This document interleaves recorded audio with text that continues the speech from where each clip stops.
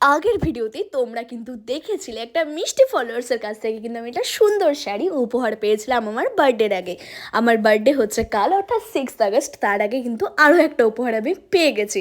আর এই উপহারটা তোমাদেরকে দেখিয়েছিলাম যে আরও একটা উপহার আছে, সেটা আমি কিন্তু আনপ্যাক করছিলাম। আর আনপ্যাক করতে করতেই ঘটে গেল একটা মারাত্মক দুর্ঘটনা।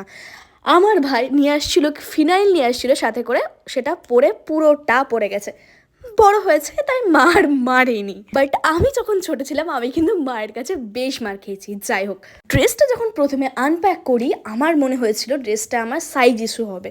যাই হোক, আমি ট্রানজিশন ভিডিও করতে পারি না, তাই এরকমভাবেই করেছি। আর ড্রেসটা পরে ইনস্ট্যান্ট রিয়েলাইজ করেছি যে ড্রেসটা আমার বডিকে এত সুন্দর হাগ করেছে, ড্রেসটা এত ভালো ফিট হয়েছে আমি জাস্ট বলে বোঝাতে পারবো না। আর ড্রেসের কালারের ক্ষেত্রে পার্টিকুলার এই ধরনের কালার, ব্রাউন শেডের যে কালার, সেটা আমার স্কিন টোনের সাথে পার্সোনালি খুব ভালো ম্যাচ করে, তাই আমার খুব পছন্দ। আর এটা আর আমি সত্যি কথা বলতে গেলে এই ধরনের একটা কোট সেট আমি অনেক দিন ধরে নেবই ভাবছিলাম, বাট আমি হয়তো পরেই নিতাম। সেটা আমার আগে থেকেই পূরণ হয়ে গেছে। যাই হোক, থ্যাংক ইউ সো মাচ।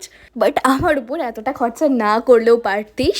হ্যাঁ পারতিস, এই কারণেই বলছি কারণ যে দিয়েছে সে আমার বান্ধবী হয়, আর আমাকে দেখিয়েই দিয়েছে গিফটটা। যদিও প্রথমে সে আমার বান্ধবী ছিল না, ফলোয়ার্স থেকেই বান্ধবী হয়েছে।